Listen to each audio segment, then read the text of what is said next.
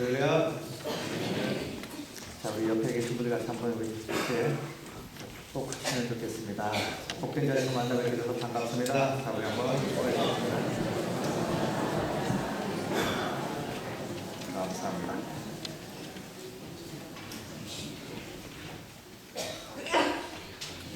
제가 제때 올라온 거 맞죠? 제 순서 맞죠? 예. 아프리카 여자 부족에는요, 앞에 강이 흐릅니다. 그런데 이 앞에 이 강이 흐르고 있는데 이 부족 사람들은 그 강을 건널 때 보면 큰 돌을 어깨에 이렇게 대고 강을 건넜다가 또 강을 건너옵니다.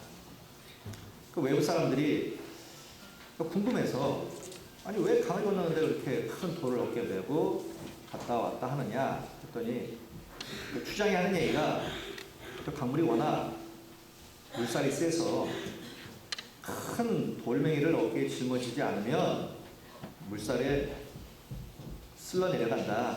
그래서 물살에 쓸려 내리지 않기 위해서는 무겁지만 큰 돌멩이를 어깨에 메고 건너갔다 건넌다. 이렇게 얘기를 하더라고요. 인생을 살다 보면 어느 인생 하나 예외 없이 이러한 물살에 휩쓸릴 때가 있습니다. 그것이 어떤 종류의 문제든 그 물살에 휩싸여서 떠내려가는 사람도 있고 그렇지 않은 사람도 있습니다. 사람들은 그래요. 인생에 내 삶에 문제가 생기는 것, 어떤 짐이 내 인생에 내 어깨에 짊어지게 만드는 것, 이것을 굉장히 힘들어하고 싫어합니다. 그러나 가만히 생각해보면 내 삶에 그러한 문제의 짐이 짊어지는 그 순간 그것이 무겁지만 그 인생의 짐 때문에 우리는 살 수 있습니다. 오히려. 왜냐하면 그럴 때 우리는 하나님의 손을 붙잡을 수 있거든요. 그 하나님의 손을 붙잡아야 그 인생의 물살에 휩쓸려가지 않기 때문에 그렇습니다. 누구 하나 인생에 십자가가 없는 사람은 없어요. 다 무거운 짐들이 어깨에 다 생길 수 있습니다. 이럴 때 오히려 감사하고 기꺼이 지시고요. 하나님의 손을 꼭 붙잡으시면 인생의 물살에 휩쓸리지 않냐고 우리가 오히려 그 문제로 말미암아 하나님의 구원을 받아 우리가 살 수 있는 역사가 일어날 것입니다.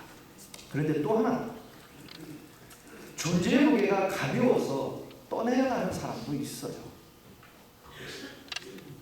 자, 오늘 본문에 보면 바로 이렇게 존재가 가벼워서 떠내려가는 한 사람을 우리가 만나게 됩니다. 그 사람은 보통 사람이 아닙니다. 바벨론 제국의 왕이에요. 마지막 왕 벨사살이라는 왕입니다. 이 사람은 원래 나우니투스라고 하는 왕의 아들입니다. 그런데 오늘 다니엘서 5장 앞부분에 보면 이 사람이 느부갓네살 왕의 아들처럼 묘사가 되어 있는데 그것은 진짜 아들이라는 말이 아니라 바로 후손이라는 바로 그러한 의미로 아들이라는 말을 용어를 쓴 겁니다. 특히 자 오늘 보면요 이 벨사살의 존재가 얼마나 가벼운가를 아주 극명하게 지금 보여주고 있는 그러한 본문이 되겠습니다. 자, 오늘 본문의 내용은 이런 거예요. 어느 날 이 벨사살이 1000명의 귀족들을 왕궁으로 불렀습니다. 그리고 잔치를 벌립니다. 뭐 바벨론 제국의 왕 정도 되니까 뭐 귀족 1000명을 부르는 거야 뭐 일이겠습니까? 어마어마한 궁전 안에서 이제 잔치를 벌입니다. 자, 그런데 왕이 이 잔치를 벌이는 것 이거 별 문제가 아니에요. 오늘 본문도 이 왕이 잔치를 벌이고 있다는 것에 대해서 문제 삼지 않습니다. 그러나 오늘 본문이 문제 삼고 있는 것이 있습니다. 그것은 뭐냐면 바로 이 벨사살이 지금 잔치를 벌이고 연애를 하면서 지금 음식을 먹고 술을 먹으며 지금 얼큰하게 취해가고 있는 이 상황에서 이 벨사살이 지금 사용해서 밥그릇과 술잔으로 지금 사용했던 것이 뭐냐면 바로 하나님의 성전에서 사용했던 금과 은그릇을 지금 사용하고 있었다. 이 그릇들은 그 이전에 느부갓네살 왕이 남유다를 멸망시킵니다. 그리고 예루살렘 성전을 이제 다 허물어 버리면서 그 안에 있었던 성물들, 하나님께 예배를 드릴 때 사용했던 그 성물들을 다 가져가 버린 거예요. 그것을 가지고 지금 벨사살은 술을 나와 먹고 고기를 나와 먹고 음식을 담아 먹으면서 지금 연애를 지금 벌이고 있는 겁니다. 너무너무 이 벨사살이 지금 치명적인 일을 지금 하고 있는 겁니다. 그리고 이 사람들은 지금 우상을 섬기는 그런 삶을 살고 있었죠. 자, 이렇게 주응이 봅니다. 잔치가 오고 있습니다. 사람들은 점점 이제 취기가 올라서 흥이 점점점 막 고조에 올라갑니다. 그런데 이러한 상황에서 여기에 지금 흥겨워서 지금 춤을 추며 난리가 난 이 사람들을 완전히 다 얼어붙게 만든 그러한 사건이 하나 일어납니다. 그것은 뭐냐면 갑자기 사람의 손이 나타나는 거예요. 손가락이 나타나지만 서태벽에 글씨를 쓰기 시작하는 겁니다. 왜 손들이 나타나더니 막 거기다 글씨를 쓰는 거예요. 이 장면을 거기 있었던 그 많은 사람들이 다 보게 된 거예요. 벨사살이 이 광경을 보는 순간에 두려움에 떨기 시작합니다. 극도의 공포에 빠지기 시작합니다. 취기가 완전히 싹 다 사라져버리고 정신이 번쩍 나는 거예요. 정해도 되시죠 뭔가. 그래서 이 벨사살이 사람을 불러서 이 벽에 쓰인 글자를 읽어서 뜻을 밝히라고 제청을 합니다. 그런데 그 누구도 그 글자를 읽는 것은 해석하는 것을 고사하고 읽지도 못하는 그런 상황이 처해지는 거예요. 그러니 왕이 너무너무 두려운 거예요. 그러니까 이 왕이 한다는 말이 저 글자를 읽고 해석을 해주는 사람은 내가 자주색 옷을 입히고 목에 금다스를 걸어주고 이 나라에서 내가 세 번째 되는 통치자로 내가 삼겠다 합니다. 완전 파격적인 제안이죠. 저것을 읽고 아무튼 그 글씨를 해석하기만 하면 완전히 인생이 바뀌는 그러한 절호의 일입니다.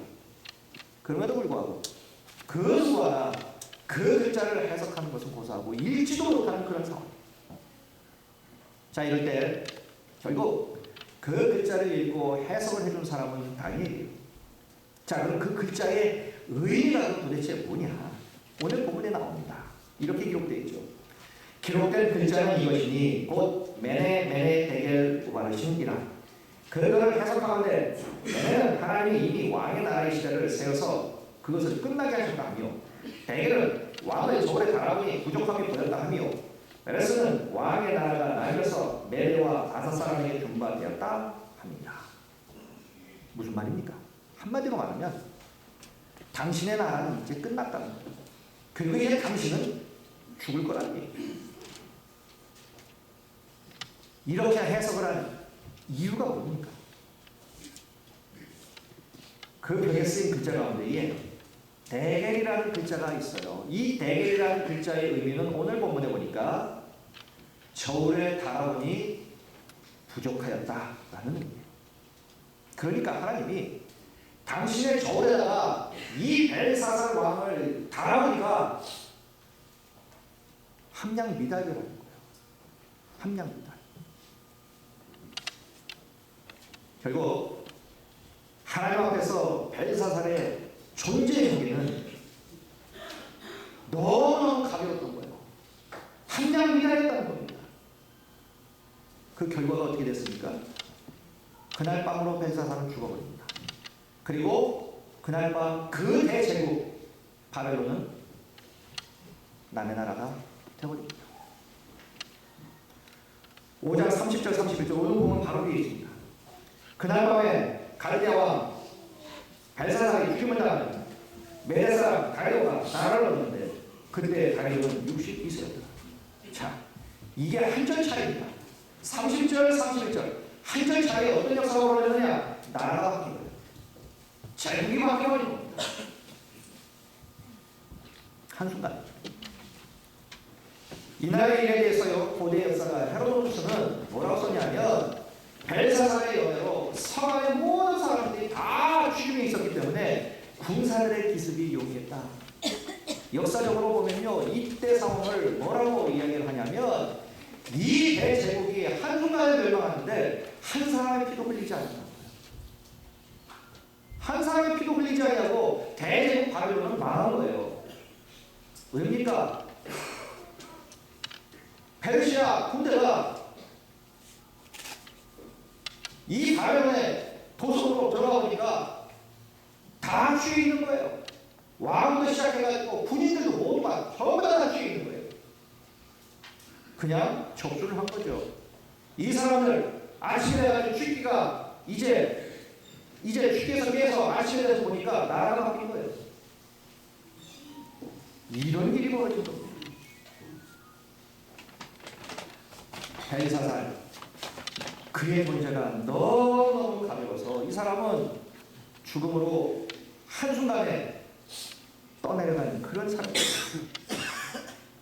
나라가 망해버린 겁니다. 한순간 칼 한번 쓰지 않냐고 그 대제국이 한순간에 망합니다.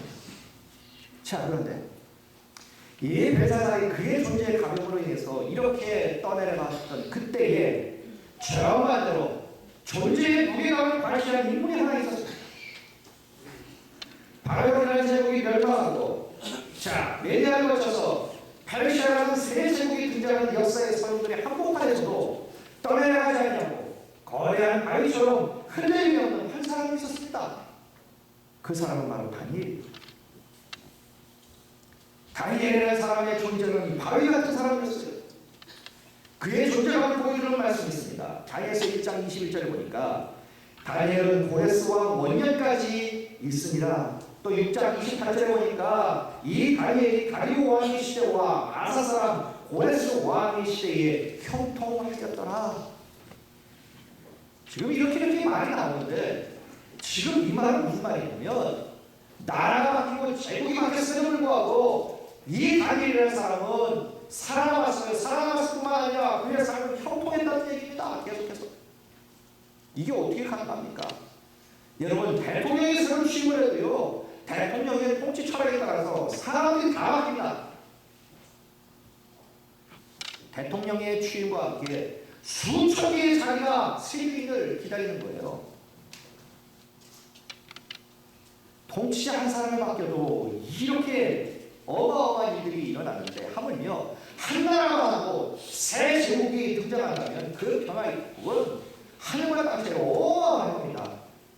어떻게 됩니까?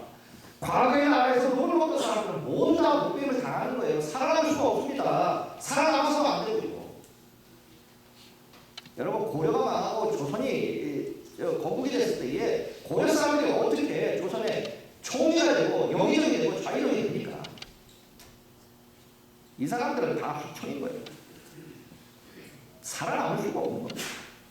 그런데 놀라운 것은 이 다니엘이라는 사람은 나라가 바뀌고 왕들이 바뀌고 여전히 그 사람은 그 총리라는 자리에 건재했다는 얘기입니다. 이것이 바로 다니엘의 존재감을 보여주는 거예요. 다니엘이 누굽니까? 다니엘은 바벨론에서 보거나 아니면 페르시아에서 보거나 하면 이 사람은 포로예요. 유대인 포로입니다. 유대인 포로로 바벨론으로 끌려간 사람이에요. 그때가 BC 605년입니다.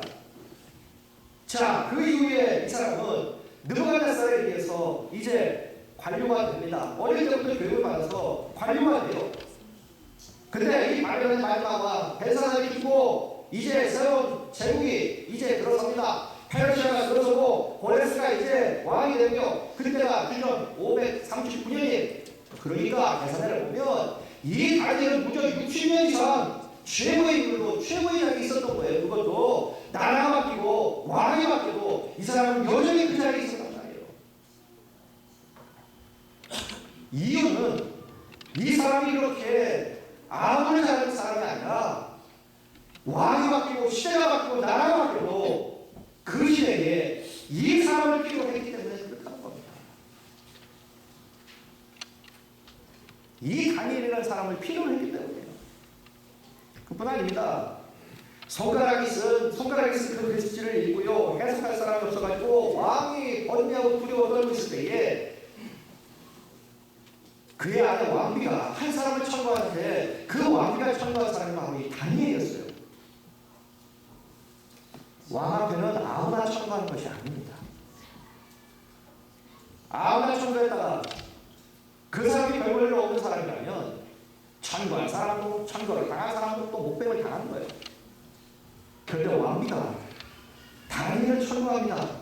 그런데 천거를 할 때에 그냥 천거를 하는 것이 아니라 그 사람에 대해서 이렇게 소개를 하는데요. 그 소개가 최상의 찬사를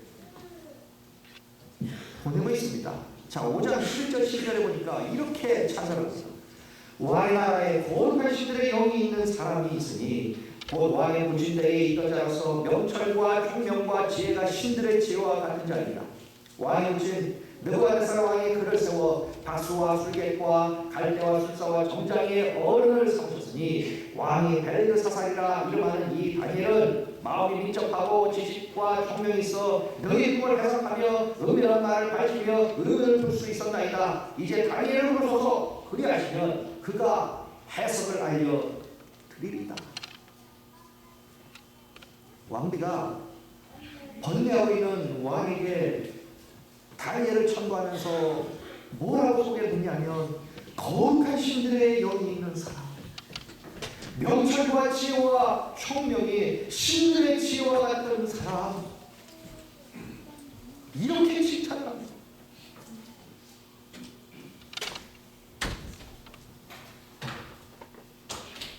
가끔 보면 누군가를 추천해달라고 하는 경우가 있어요. 그래서 추천서를 좀 써달라고 할 때가 있습니다. 그러면 100이면 100, 10이면 10, 다 좋은 말을 씁니다. 그런데 쓰면서도 때로는 고민이 될 때가 있어요. 이거 너무 뻥이 심한 거 아닌가? 써도. 그런데 이 왕비는 다니엘을 왕에게 지금 소개를 하면서 거룩한 신들의 영이 있는 사람, 명철과 총명과 지혜가 신들의 지혜와 같은 사람, 어떤 인간이 이러한 칭찬을 받을 수 있겠냐고요. 그날 밤 벨사살은 죽임을 당합니다. 나라는 빼앗깁니다. 그래도 다니엘은 여전히 페르시아에서 존귀한 자리에 있게 됩니다. 그렇다면 오늘 두 사람 다니엘과 지금 벨사살을 지금 보면서 우리가 지금 생각하는 것, 우리는 과연 도대체 우리의 이 존재의 무게는 어느 정도의 무게를 가지고 있는가? 나의 존재감은 도대체 무게가 어느 정도 나갈까? 바람이 나는 겨처럼 가볍습니까? 아니면 무거운 바위가 같습니까? 여러분, 건강을 위해서라면 몸무게를 줄이려고 다이어트를 해야 하지요. 그러나 영혼은 오히려 무게를 더해야 합니다. 하나님의 우리의 영혼을 갈아보실 때에, 우리의 존재를 갈아보실 때에 결코 가벼운 존재가 되어서는 안 됩니다. 우리 하나님과 당신의 저울로 우리를 갈아보실 때에 우리의 영혼과 우리의 존재가 오늘 설교의 제목처럼 참을 수 없는 존재의 가벼움이 되어서는 안 된다는 거예요. 한량 미달이 되어서는 안 된다는 겁니다. 그렇다면 영혼의 무게를 더한 비결은 무엇입니까? 어떻게 하면 우리의 존재 무게감을 우리가 가질 수 있냐는 거예요. 하나님의 저울에 우리가 한량 미달이 되지 않냐고, 우리가 하나님께서 인정하실 만한 그러한 존재, 영혼의 무게감을 우리가 가질 수 있느냐는 거예요. 여러분, 비행기를 타다 보면요, 비행기에서 제일 중요한 것은 무엇보다도 무게입니다. 무게. 짐이죠. 외국에서는 요즘 그런 얘기도 나오지 않습니까? 몸무게가 평균 그 이상으로 많이 나가면 돈을 더 내라는 거죠. 논란이 많습니다. 사람을 그럴 수는 없겠지만 무게, 짐무게는 정해져 있어요. 가까운데 이코노미 같은 가까운데 20, 좀 먼 데는 뭐 25, 30 이렇게 정해져 있습니다. 그래서 넘어가면 이제 엑스트라 피를 내야 돼요. 돈을 많이 내야 합니다. 그래야 자기가 싣고 갈 짐을 싣고 갈 수 있어요. 안 그러면 빼야 합니다. 빼야 돼요. 이처럼 무게를 더하면 무게가 늘고 또 물건을 빼면 이 무게가 줍니다. 이거는 상식이에요. 그러나 우리의 존재와 우리의 영혼의 경우에는 정 반대입니다. 더할수록 가벼워지고요. 반면에 뺄수록 무거워진 것이 바로 우리의 존재와 우리의 영혼의 무게입니다. 이 벨사갈 왕의 무게가 가벼웠던 이유는 그는 너무 많이 그의 인생에 더했어요. 세상의 것들을 너무 많이 그의 인생에 더했던 사람이에요. 왕이기 때문에 권력을 더했을 거예요. 그가 쓴 왕관의 무게는 대단했을 겁니다. 또 왕이기 때문에 재물이 어마어마했겠죠. 그 나라에서 가장 많은 재물을 갖고 있었던 사람일 것입니다. 그의 인생에 재물을 더했을 겁니다. 거기에 하나님의 성전 그릇에 술을 부어 마시는 아람의 이 교만까지 더했어요. 아무튼 이 벨사살 왕은 세상의 것을 더하고 더하고 또 더한 사람이었어요. 계속해서 더한 사람입니다. 더하면 무거워져야 되는데 오히려 하나님의 정의는 가벼워지라는 거예요. 세상의 것은 채울수록 세상에서는 무거움을 그 존재감을 인정했을지 모르겠지만 하나님의 정에서는 세상의 것을 채울수록 오히려 가벼워지더라는 겁니다. 그래서 영혼의 무게는 채울수록 세상의 것으로 채울수록 무거워지는 게 아니라 가벼워지는 거예요. 하나님을 위하여 되는 겁니다. 그러나 다니엘은 그 반대였어요. 그는 오히려 비웠습니다. 세상의 것을 비웠어요. 스스로의 힘으로 인생의 성공을 거둘 수 있다는 자만감을 그는 버렸어요. 비웠습니다. 높은 자리에 앉았지만 그 자리는 하나님이 주신 것임을 알았기에 결코 하나님 앞에서 교만하지 않았어요. 교만은 비웠습니다. 종이를 있으니 그 재물이 있었겠죠. 재물이 있었다고 거들먹거리지 않았단 말이에요. 그가 바벨론에 와서 어릴 때부터 그는 많은 교육을 받았습니다. 지혜와 지식이 있다고 해서 사람들을 따르지 않았단 말이에요. 비웠습니다. 다니엘이라는 이름의 뜻은 하나님은 나의 재판장이라는 의미입니다. 그는 총이에요. 그는 모든 것을 판단해야 되는 사람입니다.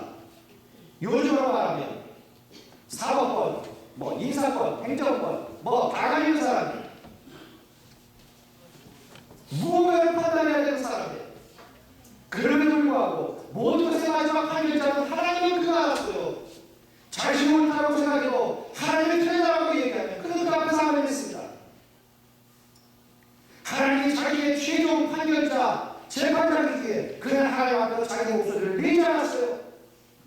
많은 사람 하나님께 맡긴다는 겁니다.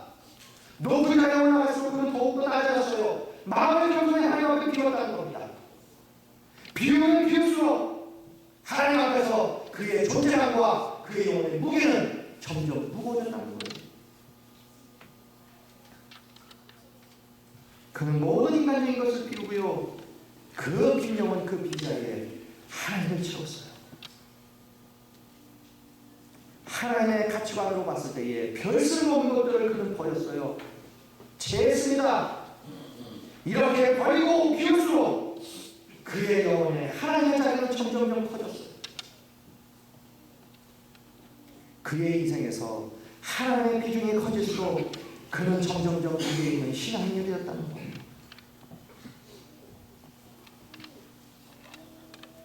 여러분 혹시 사시면서 이 벨사살 왕처럼 세상의 것으로 채우고 또 채우려고 하지 않습니까? 이것이 나의 존재감의 무게감을 나타낼 것이라고 착각하시면서요. 여러분 많이 가진 것처럼 보이는 바로 그 순간이 하나님 앞에서 가장 가벼워질 위험이 있는 순간임을 잊어서는 안 됩니다. 무언가를 내가 누리고 있다라고 여기는 그 순간이 가장 위험할 때라는 거예요. 자, 오늘 5장을 읽어보면요, 다니엘은 글자의 뜻을 풀어 설명하면서 벨사살 왕의 조상인 느부갓네살 왕의 경우를 들어 책망을 합니다. 그럼 느부갓네살 왕의 경우가 어떤 겁니까? 당에서 살다 보면요, 천하를 손에 쥔 이 느부갓네살이 교만해졌어요. 그럴 때 하나님이 그에게서 지각을 빼앗아갔습니다. 그러고 나니까 이 사람이 미친 사람이 되어버렸어요. 그러니 그가 권력을 잃어버립니다. 그러자 이 느부갓네살이 모든 것이 자기가 교만했기 때문에 라고 하는 사실을 그가 깨닫습니다. 그리고 하나님 앞에 그가 회개합니다. 다니엘서 4장 34절 이하에 보면 정신이 돌아온 느부갓네살이 하나님 앞에서 회개하면서 울었던 고백이 나옵니다. 이런 고백이에요. 내 종령이 다시 내게로 돌아오리라. 이에 내가 지극히 높으신 이에게 감사하며 영생하시는 이를 찬양하고 경배하였다니 그 권세는 영원한 권세요 그 나라는 대대에 이르리라. 그러므로 지금 나 느부갓네살은 하늘의 왕을 찬양하며 칭송하며 경배하니 그의 일이 다 주시하고 그의 행하심이 의로워 교만하게 행하는 자를 그가 능히 낮추시리라. 깨달았어요. 교만한 자를 낮추다는 사실을 그가 깨달았고 했단 말이에요. 그가 하나님 그를 고치셨어요. 다니엘이 바로 이 사실을 들어서 벨사살을 책망한 겁니다.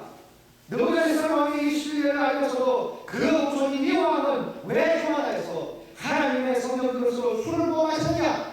왜 이렇게 교만했냐? 라고 책망을 한 겁니다. 왜 이렇게 경고하고 있느냐? 왜 이렇게 촉박한 행동을 했느냐?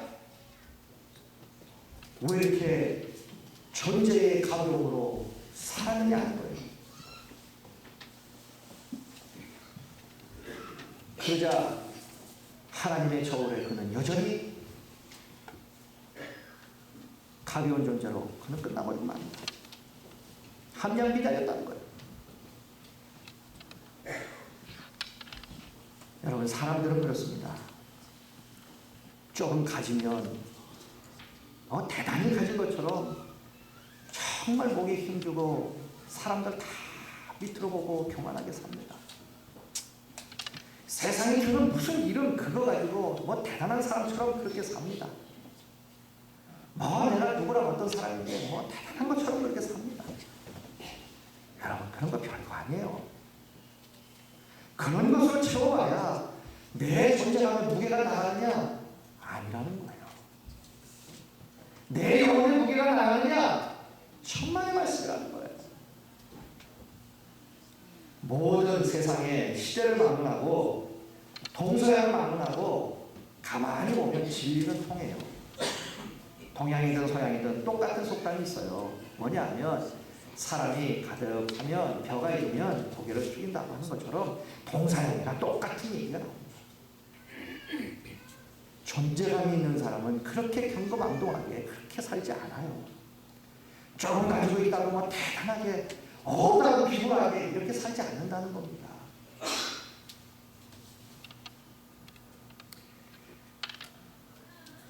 요즘 수능이 끝났어요.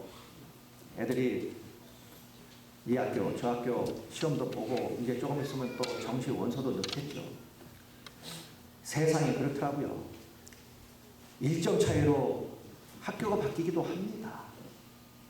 또 학교 안에서도 과가 바뀌기도 해요. 불과 1점, 2점 차이예요. 그거 보면 참 그렇죠. 1점 좀 더 맞아서 그 학교를 나간다고 거기에 힘주고 가는 것도 없고, 그렇지 않아서 좀 낮은 데 가서 산다고 기죽어서 살 것도 없다는 거예요. 그런 학교 보냈다고 부모가 세상 모든 거 다 가져가처럼 그렇게 살 것도 없고요. 내 자식 그런 데 못 갔다고 기죽어서 살 것도 없다는 거예요. 그렇게 존재의 가격으로 살 것도 없다는 얘기입니다. 여러분 보십시오. 요즘 세상에 가만히 보면 심심찮게 나오는 문제가 뭡니까? 무슨 논문을 표절했네, 무슨 학력이 위조가 됐네, 뭐가 어떻게 됐네, 다 이런 얘기가 왜 나옵니까? 존재의 가벼움 때문에 그러는 거예요. 그 존재가 가볍기 때문에 그런 겁니다. 뭘 명함에 자기도 다 외우지 못하는 명함에 뭔 이름을 그렇게 써가지고 다니는지 존재가 가벼워서 그런 거예요. 진짜 무거운 사람은 명함 필요 없어요. 대한민국 대통령이 명함 가지고 다니는 거 보셨습니까? 박근혜 대통령이 명함을 내야 당신이 대통령이군요. 아는 사람 누가 있겠습니까? 존재가 무거우면 그게 필요 없는 거예요. 존재가 무거워요. 존재가 가벼운 사람들이 가벼움을 뭔가 포장하기 위해서 그렇게 하는 거예요. 여러분, 교만할 것도 없고요, 키우고 살 것도 없습니다.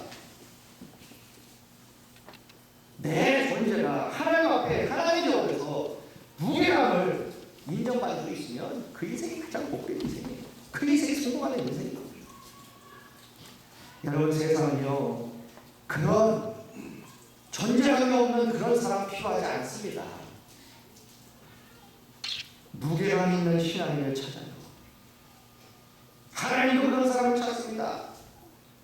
세상의 물결을 떠내려가지 아니하고 의연히 신앙의 자리를 지킬 수 있는 사람, 가벼운 자신감으로 경박하게 초라되지 아니하고 하나님으로 자신을 채우는 사람, 작은 물질에 노출되어서 조롱처럼 행동하지 않는 사람, 모든 것의 주인이 하나님이심을 알고 감사하며 천기로서 물질을 선하게 사용하기로 하는 사람, 작은 이익 앞에서 비겁해지지 않고요, 그리고 작은 소리 앞에서도 거짓이는 대신에 유불리에 떠나 유불리 때문에 울고만 아니라 믿음으로 흔들리지 않고 사는 사람, 남들이 뭐라 칭찬하든지 아니면 비관하든지 상관없이 믿음으로 초질관 자기가 맡은 일 최선을 다하며 사는 사람, 맡은 일을 흔들림 없이 끝까지 충성하는 사람, 자신이 서약하고 한 말에 신용을 지키기 위해서 끝까지 희생도 감수하는 사람, 그리고 상황이 바뀌고 환경이 바뀌어도요 요동하지 않는 수고하기 같은 사람, 보다 현실적으로 말하면 티코를 타고 특급을 앞에 와도 기죽지 않는 사람,